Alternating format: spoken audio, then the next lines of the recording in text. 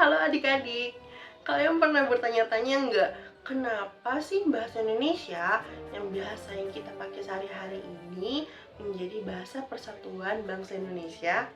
Nah, kali ini bersama Kak Yuka akan menceritakan bagaimana bahasa Indonesia menjadi bahasa resmi bangsa Indonesia. Yuk kita simak!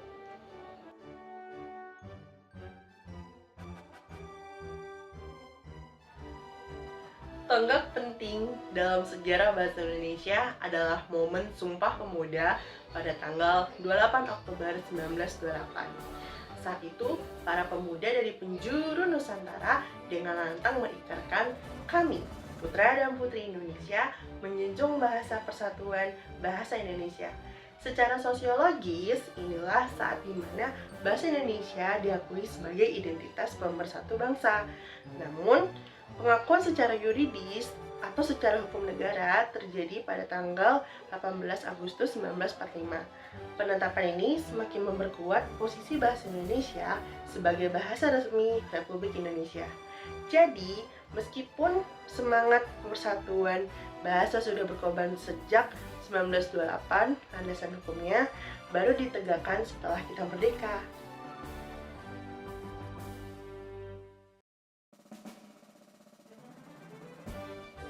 Mengapa dari sekian banyak bahasa daerah yang ada, justru bahasa Melayu yang dipilih menjadi cikal bakal bahasa Indonesia?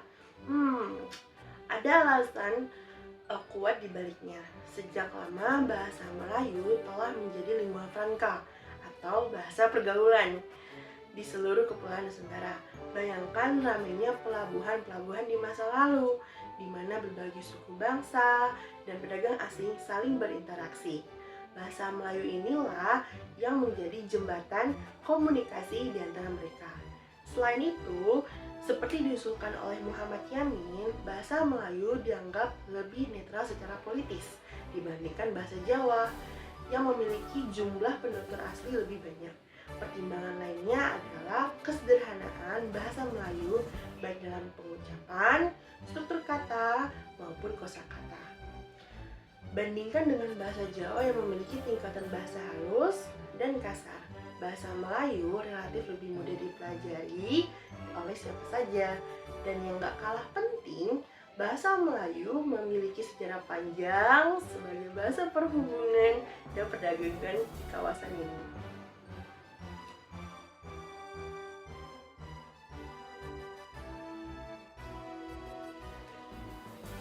Jejak awal penggunaan bahasa Melayu di Nusantara dapat ditelusuri hingga abad ke-7, terutama pada masa kerajaan Sriwijaya. Bukti-bukti tertulis berupa prasasti-prasasti kuno seperti Kedukan Bukit, Talang Tuo, Kota Kapur, dan Karangbrahi yang ditemukan di Sumatera bagian selatan dan Bangka menjadi saksi bisu penggunaan bahasa Melayu kuno.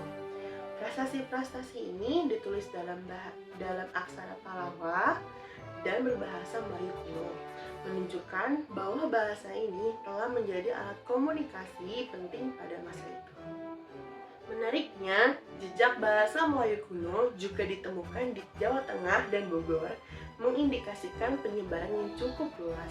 Pada masa Sriwijaya, bahasa Melayu tidak hanya digunakan untuk berkomunikasi antar suku, tetapi juga sebagai bahasa kebudayaan, terutama dalam penyebaran agama Buddha, yang sebagai bahasa perdagangan dengan para pedagang asing. Bahkan, seorang ahli sejarah Tiongkok bernama Ising menyebutkan adanya bahasa Koen Loen di Sriwijaya yang diyakini sebutan lain untuk bahasa Melayu pada masa itu.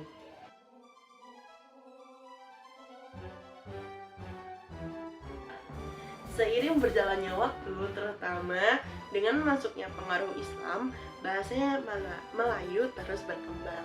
Kita bisa melihat pada peninggalan-peninggalan dari kerajaan-kerajaan Islam seperti batu nisan di Aceh dan karya-karya sastra klasik. Penyebaran agama Islam turut meluaskan penggunaan bahasa Melayu ke berbagai pelosok Nusantara. keunggulan bahasa Melayu yang tidak mengenal tingkatan tutur semakin memudahkannya untuk diterima sebagai bahasa perhubungan antar pulau, antar suku, dan antar bangsa. Puncak dari perkembangan ini pada tahun 1928 dengan Sumpah Pemuda. Keputusan para pemuda untuk menjadikan bahasa Melayu sebagai bahasa persatuan Indonesia menjadi langkah monumental. Bahasa Melayu yang lentur, mudah beradaptasi, dikenal sebagai Melayu pasar dan telah lama menjadi bahasa pergaulan, dipilih menjadi pondasi bahasa Indonesia. Meskipun ada juga Melayu tinggi yang lebih formal, Melayu pasar inilah yang lebih dekat dengan kehidupan sehari-hari. Setelah kemerdekaan, tepatnya pada tanggal 18 Agustus 1945, bahasa Indonesia secara resmi diakui secara yuridis.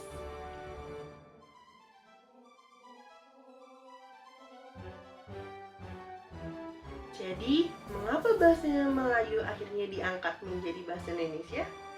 Setidaknya ada 4 faktor kunci. Yang pertama, karena bahasa Melayu sudah merupakan lingua franca di Indonesia. Yang kedua, sistem bahasa Melayu yang sederhana dan mudah dipelajari. Ketiga, penerimaan sukarela dari berbagai suku bangsa di Indonesia. Dan yang keempat, bahasa Melayu memiliki kemampuan untuk menjadi bahasa kebudayaan dalam arti yang luas, mampu menampung dan mengekspresikan berbagai aspek kehidupan berbangsa dan bernegara. Perjalanan bahasa Melayu hingga menjadi bahasa Indonesia adalah kisah yang luar biasa. Dari bahasa pergaulan di pelabuhan hingga menjadi identitas pemersatu bangsa, bahasa Indonesia adalah cerminan keberagaman dan kekayaan budaya kita. Mari terus kita jaga dan lestarikan bahasa Indonesia, bahasa kebanggaan kita bersama. Terima kasih sudah menyimak video ini. Jangan lupa untuk like, comment, and subscribe channel ini agar tidak ketinggalan video-video lainnya. Sampai jumpa di video berikutnya.